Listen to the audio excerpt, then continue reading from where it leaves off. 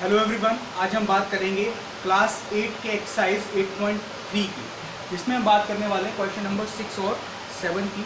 ठीक है, थोड़े से सोचने वाले क्वेश्चन है, थोड़े से बहुत हल्के से कॉम्प्लिकेटेड क्वेश्चन है, पर करने वाली बात नहीं, बिल्कुल सिंपल। आप थोड़े से नहीं समझ जाएंगे। तो मैं आपको सबसे पहले क्वेश्चन एक्सप्लेन कर देता हूँ कि एक लड़का है आरिफ, जिसने बैंक से कुछ लोन लिया। ठीक है, लोन कितना लिया है? लोन लिया है उसने 80,000 रुपीज़ का। ठीक है, 80,000 रुपीज़ का लोन लिया है, रेट ऑफ इंटरेस्ट है 10%, और टाइम कितने टाइम के लिए लिया है? 1.5 ईयर के लिए लिया। तो अभी हमें करना है क्या है यहाँ पर कि इसमें दो कंडीशन बताई है यहाँ पर। दो कंडीशन है कि कंपाउंडेड अगर एनुअली लिया होता, और कंपाउंडेड हाफ ईयरली लिया होता, तो उनमें जितना अमाउंट पे करना होता उसका डिफरेंस बताना है। डिफरेंस क्या होगा? ठीक है, तो जैसे कि आप देखेंगे यहाँ से पूरी सारी चीज़ें मैंने यहाँ लिख दी हैं।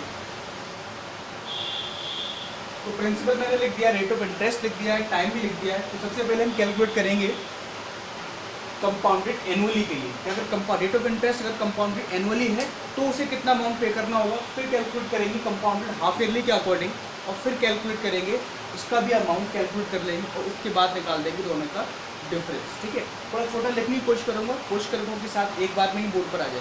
ठीक है, चलिए सबसे पहले बात करते हैं इसके फर्स्ट पार्ट की। तो जब बात करेंगे इसके फर्स्ट पार्ट की कि जब रेट ऑफ इंटरेस्ट हमारा कैसा है, कंपाउंडेड एनुअली है, तो यहाँ लिख देता हूँ मैं सिंपली लिख देता हूँ एट कंपाउंडेड एनुअली। तो यहीं से आप समझ जाइएगा कि बात कर रहे हैं हम कंपाउंडेड एनुअली की। यानी मैंने टिक भी कर दिया, मार्क कर दिया, यहीं से समझ जाइएगा। तो उसके लिए प्रिंसिपल हमारा सेम रहेगा, रेट ऑफ इंटरेस्ट भी सेम रहेगा, और जो टाइम है एन, यानी जिसको हम टाइम को लिखते हैं एन। ठीक है, तो वो हमें कैसे कैलकुलेट करना होगा? हम डायरेक्टली 1.5 ईयर के लिए नहीं कैलकुलेट करेंगे, हम कैलकुलेट करेंगे 1 ईयर प्लस हाफ ईयर, यानी पहले 1 ईयर के लिए करेंगे फिर हाफ ईयर के लिए। तो मैं इसको ऐसे करके लिख देता हूँ जिससे थोड़ा आपको समझने में आसानी हो। 1 प्लस हाफ, मैं इसको लिखता हूँ उसे 1 प्लस हाफ, यानी पहले हम कैलकुलेट करेंगे 1 ईयर के लिए, फिर करेंगे हाफ ईयर के लिए। तो चलिए शुरू करते हैं, पहले अमाउंट कैलकुलेट करते हैं। अमाउंट का फॉर्मूला होता है P ब्रैकेट में 1 प्लस R/100 की होल पावर n। तो अभी इस कंडीशन में n की वैल्यू क्या होगी? यहाँ पर 1 होगी। क्या होगी? 1 होगी, क्योंकि हम बात किसकी कर रहे हैं? इसकी। अभी हम इसके लिए कैलकुलेट कर रहे हैं, तो जब वैल्यू पुट करते हैं, प्रिंसिपल है हमारे यहाँ से 80,000, प्रिंसिपल 80,000 है, 1 प्लस रेट ऑफ इंटरेस्ट हमारा 10 है यहाँ से, तो 10/100 की होल पावर आ जाएगी यहाँ पर 1, क्योंकि एन मैंने अभी आपको बता दिया था क्या था, 1 था। तो थोड़ा सिंप्लीफाई करते हैं इसे, ये हो जाएगा 80,000 मल्टीप्लाई, ये हो जाएगा 110, और यहाँ से हम इसे सॉल्व करेंगे, ये हो जाएगा 110/100 की होल पावर 1। तो कुछ स्टेप्स मैं यहीं पर ही क्लियर कर देता हूँ आपको। जैसे कि ये हो गया 110/100, इसकी होल पावर है 1। अब होल पावर है 1, तो मैं इसको एक ही बार लिखना है, तो इसको हम ऐसे कर देते हैं। यहाँ पर भी 0 से 0 कैंसिल हो गया, ठीक है, बीच में मल्टीप्लाई, और इस 0 से एक 80,000 का 0 कैंसिल हो जाएगा। ठीक है, तो ये 2 0 ऐसे कैंसिल हो गए, एक 0 80,000 के 0 से कैंसिल हुआ। तो सिंपल हमें इनको मिला क्या? मुझे मिलेगा क्या? केवल मुझे मल्टीप्लाई करना है अब इस केवल 8,000 का, इस 8,000 का मुझे मल्टीप्लाई कर देना है केवल 11 से। 8,000 का मल्टीप्लाई करना है 11 से, तो मैं यहाँ लिख देता हूँ। ठीक है, तो ये क्या हो जाएगा? 11 × 8 हो जाएगा 88, 11 × 8 88, और साथ में मेरे पास 3 जीरोज है, तो मैं 3 जीरोज यहाँ लगा दूंगा, यानी ये हो गया इसका अमाउंट 88,000 रुपीज़, यानी कि 88,000 रुपीज़ हो गया अभी केवल 1 ईयर के लिए। अभी हमने पूरा कंप्लीट नहीं किया, अभी हमने कैलकुलेट किया है केवल 1 ईयर के लिए, अभी हाफ ईयर और भी बचा है।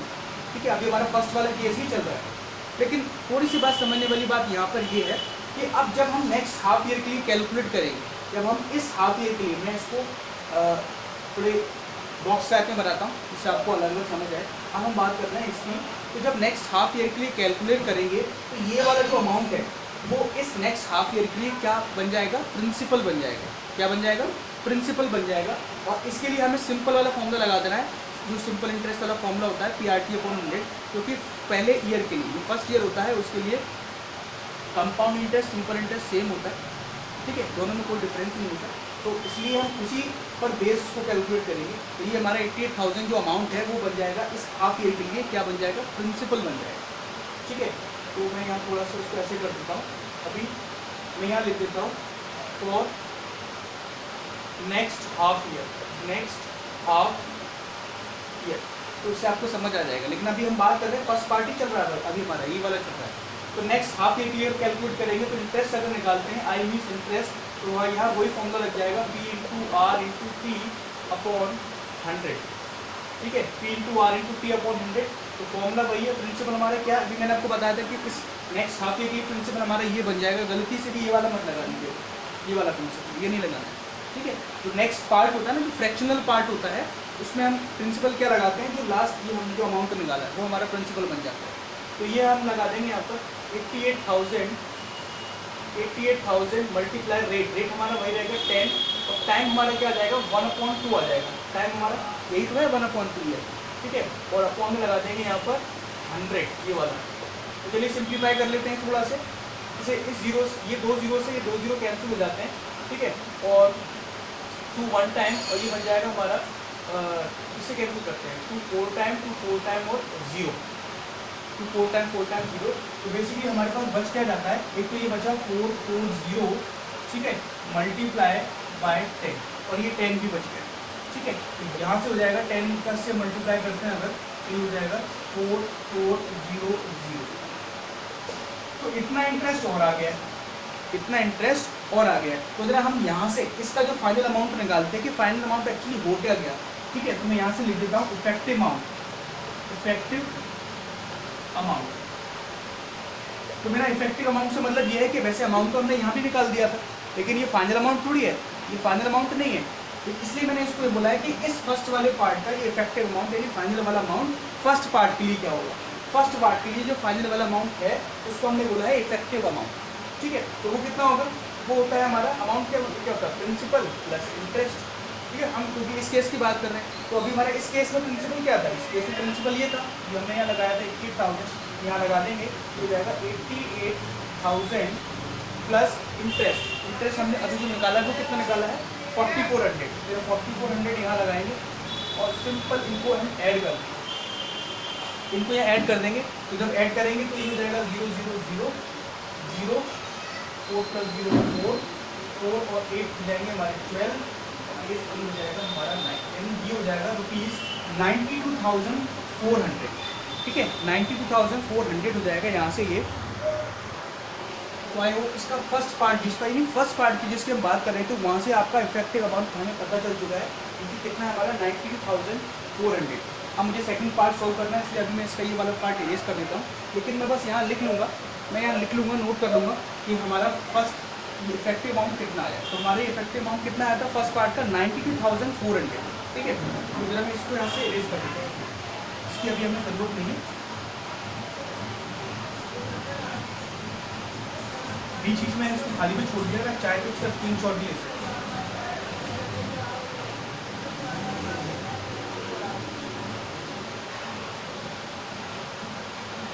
चलिए देखिए, जो इसका इफेक्टिव अमाउंट हमारा जो निकला था वो मैं यहाँ लिख देता हूँ, कितना है 92,400 रुपीज़, 92,400, ठीक है ना। ये था हमारा फर्स्ट वाले पार्ट का अमाउंट, ठीक है। अभी हम इसको रेज कर देते हैं यहाँ से। अब हम कैलकुलेट करेंगे इसके सेकंड पार्ट के लिए, यानी अगर rate of interest half yearly हो जाती, यानी पहले तो रेट ऑफ इंटरेस्ट क्या थी, कंपाउंडेड एनुअली थी, एनुअली कैलकुलेट हो रही थी। लेकिन अगर हम बात करें कि रेट ऑफ इंटरेस्ट अगर हाफ ईयरली हो जाती है, ठीक है, तो इससे मैंने पहले की वीडियो में बताया था कि उसे कैसे कैलकुलेट करना है। अगर आपने नहीं देखा तो कोई बात नहीं, आप दोबारा समझ लीजिए कि अगर rate of interest half yearly है तो क्या चेंजेस आएंगे। तो चेंजेस वहाँ पर ये आएंगे कि जो रेट है, सबसे पहले तो मैं इसको अब वैसे ही लिख देता हूँ जैसे ये था यहाँ से। ये हमें क्या गिवन था यहाँ पर, ये हमें गिवन था टाइम यहाँ पर 1 कंप्लीट 1/2 ईयर्स, ये था, ठीक है। तो हमें क्या करना होता है कि जब भी रेट ऑफ इंटरेस्ट अगर हाफ ईयरली दिया है, हाफ ईयरली, तो 1 ईयर में कितने हाफ होते हैं, 1 ईयर में कितने 2 हाफ ईयर्स चाहिए, ऑब्वियसली सब जानते हैं 2 हाफ ईयर्स होंगे।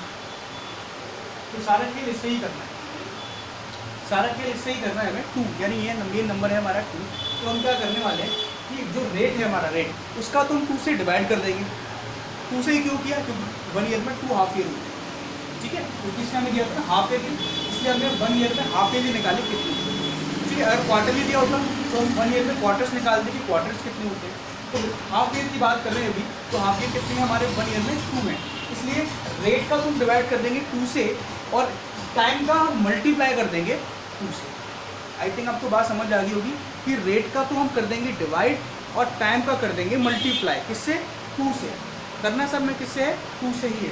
तो चलिए करते हैं। अगर रेट का हम डिवाइड करेंगे, मैं यहाँ पर आपको करके दिखाता हूँ। रेट का हम डिवाइड करेंगे 2 से, यानी कि 10/2, तो हमारी इफेक्टिव रेट ऑफ इंटरेस्ट क्या बन जाएगी? 5% बन जाएगी। क्या बन जाएगी? 5%। ठीक है, 5% बन जाएगी। और जो टाइम है उसका हम 2 से मल्टीप्लाई करेंगे। तो एक्चुअली मैं काम करता हूँ, यहाँ लिख देता हूँ उसे, यानी कि सेकेंड पार्ट में एट, यहाँ लिखते हैं एट कंपाउंडेड हाफ ईयरली। जो भी इसके जो डायमेंशन से फिर से लिख देते हैं कि प्रिंसिपल हमारा वही रहेगा, रुपीज़ कितना? 80,000 रहेगा। जो रेट है, रेट क्या बन जाएगा? 10 हम डिवाइड करेंगे 2 से, तो ये बन जाएगा 5%। ठीक है, जो रेट का मैंने अभी आपको बताया कि 2 से डिवाइड होगा उसका, तो ये बन जाएगा 5%। और बात करेंगे अगर टाइम की, जिसको हम एन से बोलते हैं। ठीक है, एन वो कितना दिया है हमें? ये 2 कंप्लीट 1/2, सॉरी 1 कंप्लीट 1/2, इसको हम लिख सकते हैं 3/2। क्या लिख सकते हैं उसे? 3/2। तो 3/2 का हम 2 से मल्टीप्लाई करेंगे। मैंने भी आपको बताया था कि यहाँ 2 से डिवाइड, रेट में 2 से डिवाइड करना है और टाइम में 2 से मल्टीप्लाई कर देना है। तो जब यहाँ से मल्टीप्लाई करेंगे तो 1 टाइम क्या बचेगा हमारे पास यहाँ पर? ये बचेगा 3। यानी कि अगर हम ये हमें 3 बच गया। अगर वैसे भी सोचें कि 1.5 ईयर में, यानी कि एक और आधे, यानी 1.5 साल में कितने हाफ ईयर हो जाएंगे? ठीक है, सब जानते हैं हाफ ईयर का मतलब 6 मंथ्स। तो यानी कि अगर हम 1 कंप्लीट 1/2, यानी कि 1.5 ईयर की बात करें, 1.5 साल की बात करें, तो उसमें कितने हाफ ईयर हो जाएंगे? 6-6 महीने के कितने टुकड़े बनेंगे, कितने पार्ट्स बनेंगे? और सब जानते हैं, बड़े आसान है। 6-6 महीने की 3 हो जाएंगे ना हाफ ईयर, 3 हाफ ईयर हो जाएंगे, 3 हाफ ईयर्स की बात हो जाएगी। तो इसलिए देखिए वो भी हमारे कितना निकला है यहाँ पर? 3 निकला है। तो चलिए अब निकाल लेते हैं। इसका अमाउंट कैलकुलेट करना है हमें यहाँ से सबसे पहले। तो जरा अमाउंट हम यहाँ पे कैलकुलेट कर देते हैं। फॉर्मूला हम सभी जानते हैं, फॉर्मूला सेम रहेगा हमारा, कि फॉर्मूला वही रहेगा, amount is equals to principal bracket में 1 + r/100 की होल पावर n। लेकिन वैल्यूज़ हम क्या लगाएंगे? जो हमने इस कंपाउंडेड हाफ ईयरली के लिए लिखी है यहाँ पर, यही वैल्यूज़ को यहाँ पर लगा देंगे। ठीक है, तो चलिए प्रिंसिपल हमारे कितना है यहाँ पर? प्रिंसिपल है भाई हमारे 80,000, यहाँ लिख लेते हैं 80,000 ब्रैकेट में 1 + r। अब r हमारा कितना है? 5% है, तो यहाँ लगा देंगे 5/100 की होल पावर n क्या है हमारा यहाँ पर? 3। तो यहाँ लगा देंगे हम 3। सिंप्लीफाई करते हैं इसे, तो ये हो जाएगा 80,000। ठीक है, मल्टीप्लाई। अभी यहाँ से जरा इस ब्रैकेट को सोल्व करेंगे तो ये हो जाएगा हमारा 105/100। ठीक है, बड़ा आसान है, डायरेक्टली आप लिख भी सकते हैं। अगर यहाँ 1 + 5/100 है तो आपको लिखना होगा 100, इस 100 में ऐड कर दीजिए इस 5 को, सिंपल। इस 100 में इसको ऐड करके डायरेक्ट लिख दीजिए। अगर यहाँ 5% दिया है तो 105/100, अगर 10 दिया है तो 110/100, यानी कि उस 100 में 10 ऐड कर देंगे। अगर यहाँ 16 दिया है तो 116/100, अगर यहाँ 20 दिया होता तो 120/100। तो आप डायरेक्ट कर सकते हैं, इसको सॉल्व करने की ज़रूरत ही नहीं है आपको, ये एक छोटी सी डायरेक्ट ट्रिक है। तो जैसे कि रेट ऑफ इंटरेस्ट हमारा 5 था, तो हम यहाँ लिख देंगे सीधे 105/100, यानी ये यहाँ से हो जाएगा 105/100, ये हो जाएगा। और जिसकी होल पावर है 3, इसकी होल पावर है 3 यहाँ से। तो अब एक बात और समझ लीजिए, अगर ये पावर 3 है तो मैं इसे 3 टाइम्स लिख ही देता हूँ। तो यहाँ से इस पावर को 3 हटाकर मैं यहाँ लिख देता हूँ इसको 3 टाइम्स, यानी 105/100 मल्टीप्लाई 105/100। ठीक है, तो सबसे पहले हम क्या करते हैं, मैंने इसको थोड़ा सिंप्लीफाई कर सकते थे, अगर चाहते तो 105/100 को सिंप्लीफाई कर सकते थे, लेकिन मैंने नहीं किया, क्योंकि मुझे यहाँ जीरोस कैंसिल होते नजर आ रहे थे। ये जीरो से ये वाले जीरोस कैंसिल हो जाएंगे, इसलिए मैंने नहीं किया। तो अब कर लेते हैं कि देखिए 1 2 1 2, फिर ये 1 2, 4 जीरो से हमने इसके 4 जीरोस यहाँ पर कैंसिल कर दिए। अभी हमारे पास क्या बचा है? यहाँ 105 और यहाँ 100 है। ठीक है, तो यहाँ से अगर हम चाहें तो क्या कर सकते हैं, इनका हम मल्टीप्लाई भी कर सकते हैं और 100 से डिवाइड कर सकते हैं, या फिर डायरेक्टली ऐसे कर सकते हैं 5 2 टाइम्स 10 0, और ये 5 2 टाइम्स 10 और 1, ये हो जाएगा यहाँ से 5 4 टाइम्स 20, और ये फिर से 5 21 टाइम्स, और इस 4 से कैंसिल कर सकते हैं 4 1 टाइम, और ये हो जाएगा 4 2 टाइम्स। ठीक है, तो देखेंगे डिनोमिनेटर में हमारे पास कुछ नहीं बचा है, केवल 1, except 1 we don't have anything in the denominator. Okay, so Now what we have to do, we have to simply just multiply this to 105, 21 and this 21. So I'm writing here, this is 2 multiply 105 multiply this 21 and this one 21 and this one 21. यानी बस अब हमें इन number से केवल multiply कर लेना है। ये सेकंड वाले पार्ट का, यानी जो कंपाउंड इंटरेस्ट हाफ ईयरली थी वहाँ का हमें टोटल अमाउंट कैलकुलेट पता चल जाएगा, जिसको इफेक्टिव अमाउंट भी कह सकते हैं सेकंड वाले पार्ट के लिए। तो सिंपल इनका मल्टीप्लाई कर लेना है, मैं मल्टीप्लाई कर लेता हूँ अभी। तो चलिए मैंने इनका मल्टीप्लाई कर लिया है कैलकुलेटर से, ठीक है। तो यहाँ से हमारा इसका अमाउंट निकल कर आया है 92,610, यानी ये हो गया है सेकंड वाले पार्ट के लिए। यानी जब rate of interest half yearly थी, कंपाउंड हाफ ईयरली थी, तो उस केस में हमारा ये निकला है अमाउंट। और जब कंपाउंड इंटरेस्ट एनुअली थी, तो हमने डिफरेंस निकाला था, सॉरी नॉट डिफरेंस, तब हमने कैलकुलेट अमाउंट जो किया था वो कितना था, ये था। यानी अब हमारे पास ये और ये दो आ गए। तो डिफरेंस अगर निकालना चाहें यहाँ से, डिफरेंस भी हमें कैलकुलेट करना है। तो डिफरेंस बड़ी आसानी सी बात है। सबसे पहले आपको ये देख लेना है पहले बिगर अमाउंट कौन सा है। ये वाला बिगर अमाउंट है, तो आप देख लीजिए हमारा 92,610, जबकि ये है हमारा 92,000 ओनली 400। ये है 92,600 और ये है 400। तो ऑब्वियसली सबको दिख रहा है ये नंबर, ये जो अमाउंट है ये बिगर है, ये नंबर बिगर है। तो उसमें से इसी को डिफरेंस निकालेंगे, यानी कि हो जाएगा 92,610 माइनस, और ये हो जाएगा 92,400, ठीक है। 92,610 और ये है 92,400। इन दोनों का हमें क्या कर देना है, सब्ट्रैक्ट करना है, माइनस करके डिफरेंस यहाँ निकाल कर आपको इसका जो डिफरेंस है यानी माइनस करना है। जो भी इसका डिफरेंस आएगा आप उसका डिफरेंस मुझे बताएंगे कमेंट बॉक्स में, ठीक है। पूरा क्वेश्चन मैंने सॉल्व किया, आपका थोड़ा सा मैं चाहता हूँ कि आप भी थोड़ा सा इस क्वेश्चन में इन्वॉल्व हो जाइए, ठीक है। और सिंपल सा इसका जो फाइनल आंसर है, बस फाइनल आंसर है वो आपको यहाँ से सब्ट्रैक्ट कर माइनस करना है, सब्ट्रैक्ट करना है, और जो भी डिफरेंस निकल कर आता है वो आप कमेंट बॉक्स में अपने नाम के साथ मुझे बता देंगे, ठीक है। थोड़ा मुझे भी पता चलेगा कि आपने कितने वीडियो को वॉच किया है, पूरा किया कि नहीं किया, और यहाँ से इसके आंसर को निकाला कि नहीं निकाला। तो प्लीज़ इसको देखिए पूरा वीडियो, इसको सब्सक्राइब करिए, आंसर लिखिए, जो भी आंसर आए दोबारा से कमेंट बॉक्स में लिखकर बताइए, ठीक है। आई होप आपको वीडियो पसंद आए तो क्वेश्चन समझ आ गए होंगे। अगर समझ नहीं भी आया तो एक फिर से वीडियो को देखिए, और अगर आपको कोई डाउट है तो प्लीज़ आप मुझे कमेंट बॉक्स में पूछ भी सकते हैं, ठीक है। तो at last I would like to say thank you very much, and please like, share and subscribe if you think that you should do. Okay, thank you very much everyone.